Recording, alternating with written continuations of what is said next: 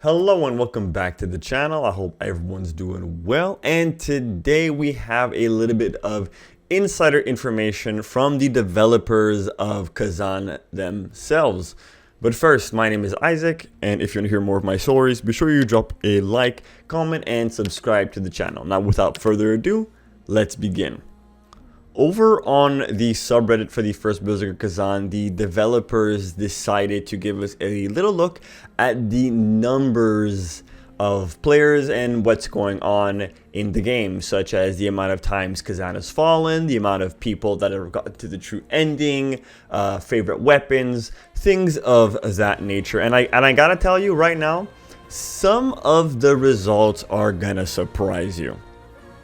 Starting off with the total amount of deaths so far, the amount of times Kazan has fallen since the game's launch, a total of 54,271,087 times, and counting, obviously. So that is a staggering number of deaths, but I mean, it just goes to tell you how many people are playing this game and how many attempts, regardless of the difficulty, are being made as well.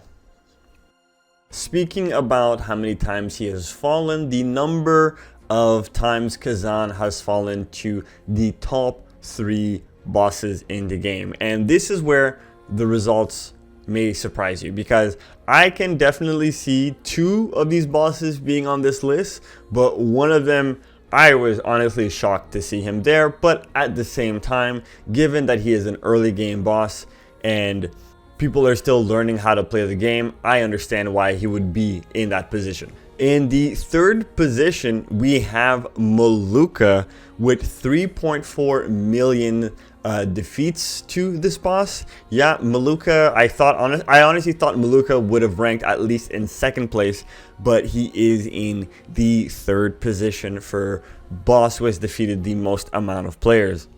And then in the 2nd position, and this is the one that really surprised me, is we have Volbano. Yes, the hammer wielding, flame spike impaling moose type creature. Yes, this boss has defeated a total of 4 million players total, and at the number 1 spot, and I'm sure no one is going to be surprised by this, we have Viper with a total of 7.4 million players defeated, which honestly is quite impressive.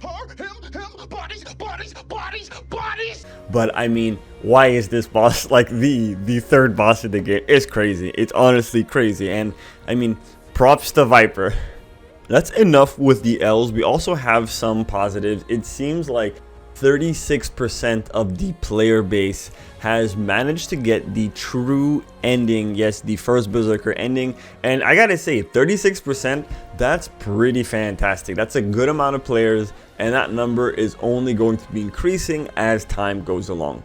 Now, as we all know, in Kazan, these bosses are going to be dealing a lot of damage to the players, and the best way to negate that damage is with the Netherworld energy. And it seems like collectively we've used 203,025,729 Netherworld energy to get through the game, which is a staggering amount of Netherworld energy.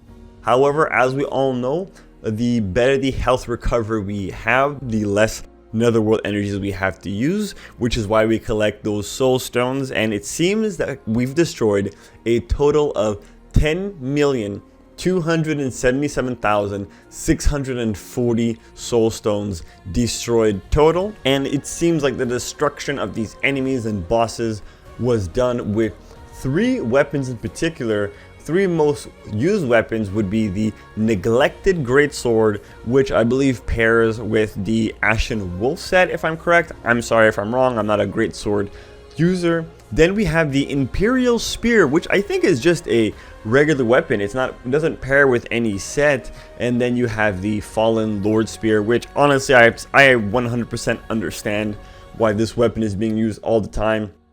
It's a whole heaping lot of fun. You get this new skill called After Image, which allows you to dodge, and even though you don't have the moon stance activated, you get the moon stance effect. I'll leave it at that for anyone who hasn't gotten to that point, so you guys know what I'm saying. And I think, to no one's surprise, the most popular weapon in the game is the spear, with 44.12% of the player base playing spear. And I have to say, I'm really not surprised. The spear is just so cool, and it is so effective in the late game. For any of you guys who, when you guys get to the late game, you will 100% understand what I mean when I say the spear is highly effective against these late game bosses.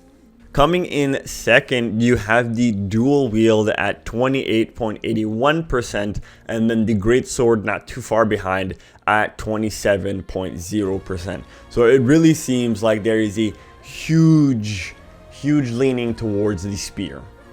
But despite the great weapons we have and the nether world energy we've used, we've still lost a total of 37 million times to bosses. Moving along to total binds with the Nexus Blade is a staggering 44,213,908.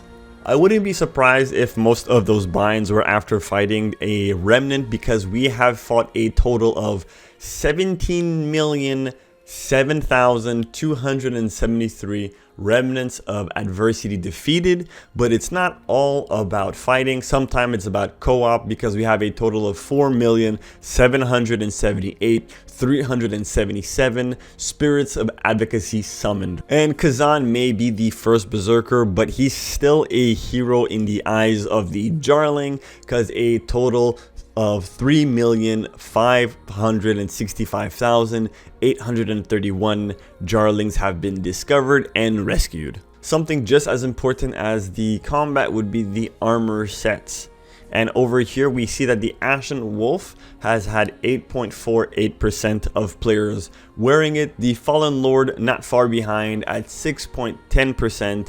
And last but certainly not least, Deep Shadow at 5.71% of players wearing these sets. Now, I've played Spear. I've done my first playthrough on Spear. It's fantastic, and I can definitely say that Fallen Lord and Deep Shadow are really great sets.